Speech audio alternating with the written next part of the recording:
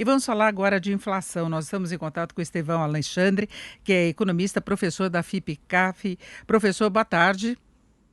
Boa tarde a todos. Bem, professor, vamos falar da inflação. O IPCA, que é o índice oficial, subiu 0,86% em outubro, foi a maior alta para o mês desde 2002, veio um pouquinho acima da média das projeções do mercado, que falava em 0,84%, e agora ele está com uma variação em 12 meses de 3,94%. Ele vai se aproximando do centro da meta, chegando perto aí da faixa dos 4%, e é bom lembrar que poucas semanas atrás se falava da possibilidade de a inflação deste ano ficar abaixo do piso da meta, que é 2,5%, e durante muito tempo ficou rodando abaixo desse piso. Eu queria saber como é que o senhor avalia o comportamento atual da inflação, se é preocupante, se a gente pode considerar a possibilidade de uma desaceleração mais forte. Então, como você já falou, nós estávamos brigando há uns 3 meses atrás, falando que não, que a inflação dificilmente chegaria acima de 2,5% a 3%, só que a economia ela vem crescendo. Então, é bom, de vez em quando, você ter um pouco de inflação controlada, que é o nosso caso hoje. Está muito perto do centro da meta.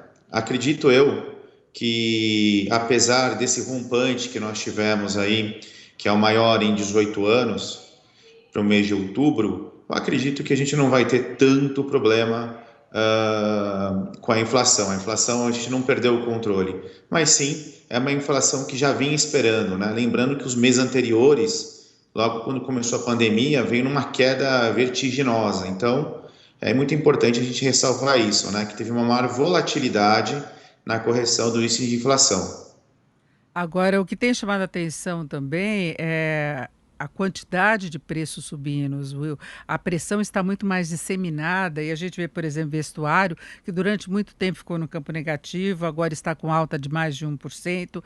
Quando a gente fala em alimentação, que tem sido a grande vilã, teve uma desaceleração, mas aqueles preços que o consumidor tem reclamado mais, eles continuam em alta. Então, eles colaboram, talvez, para um comportamento melhor dos índices, pela desaceleração, mas quando o consumidor vai comprar, ele continua pagando preços mais elevados, né?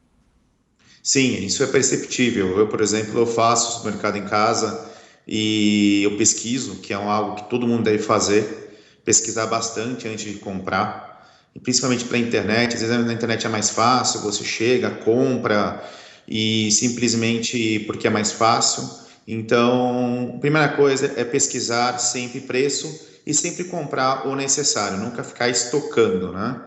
Nós tivemos produtos que subiram bastante, inclusive viram memes na internet, o exemplo do arroz, né?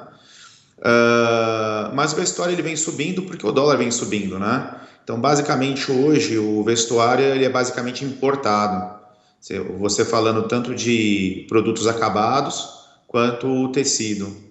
Então, sim, você vai ver uma pressão nos preços porque o dólar ele deu uma disparada no mês de outubro, mas que talvez no mês de novembro, se continuar do jeito que está hoje, na faixa de 5,40, 5,50, a tendência é que não seja essa alta tão abrupta como teve no mês de outubro.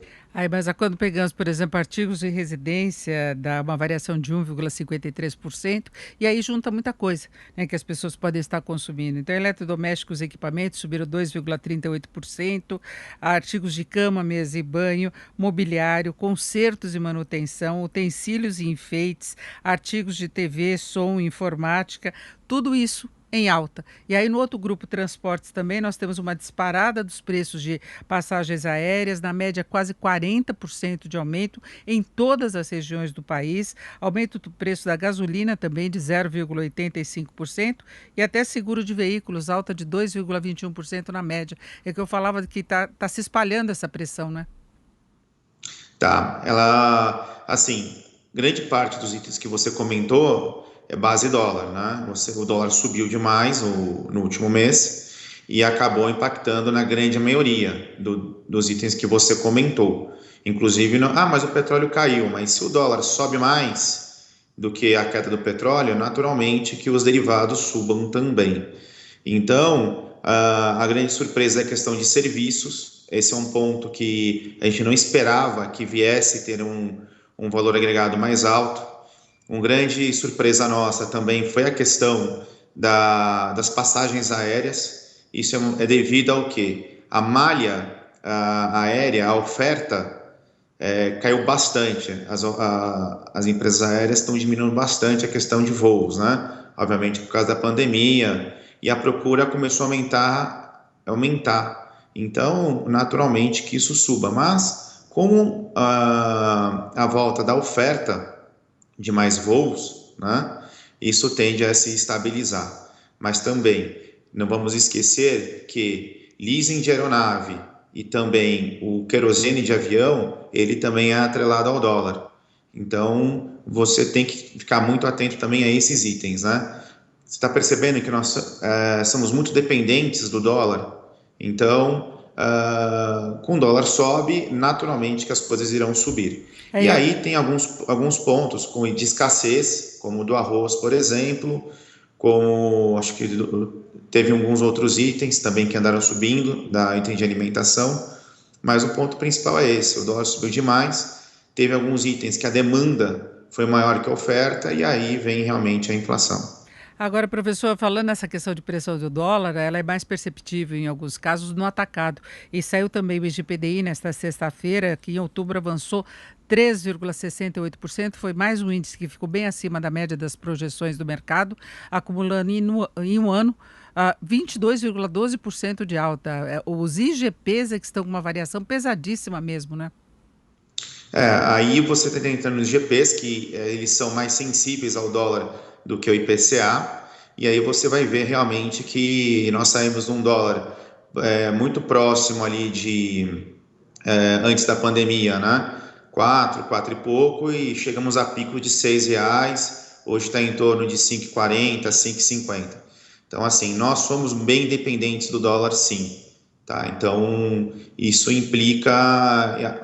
Tem volatilidade do dólar, com certeza vai afetar preço. Isso é nítido. Você vê hoje, se você for abastecer seu carro, você vai ver. Ah, mas teve um. Reformularam a fórmula da gasolina, ok, mas mesmo assim subiu, né? Ah, mas teve outros pontos. Então, assim, mas basicamente é assim: o dólar sobe, o dólar desce, aí as inflações, tanto medidas oficialmente pelo IBGE ou os IGPs em geral, eles vão sofrer. Obviamente, os IGPs, como tem uma carga maior, são mais sensíveis ao dólar, eles vão subir mais ou vão cair mais, depende da volatilidade da moeda. Bom, nesta última semana, em função das expectativas do mercado em torno das eleições dos Estados Unidos, a gente teve um recuo importante do dólar. Foram dias consecutivos aí de queda forte, né? O dólar chegou agora à faixa dos 5,44, R$ 5,44 no comercial.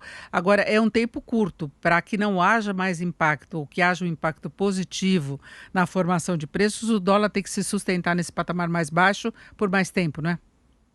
Exatamente, né? Assim, as pessoas acham, olha, você falou que caiu bastante o dólar, mas antes de cair, ele subiu demais. Nós tivemos um estresse na última semana de outubro muito grande. A Bolsa de Valores estava em torno de 102 mil pontos, chegou a cair a 93, quase 10 mil pontos de queda. O dólar, se não me engano, chegou a bater quase 5,80, e aí depois ele veio caindo nas últimas 2 semanas. Então, a gente tem que começar a pensar um pouco em volatilidade. Volatilidade, principalmente em moeda, não é bom para ninguém. Por quê?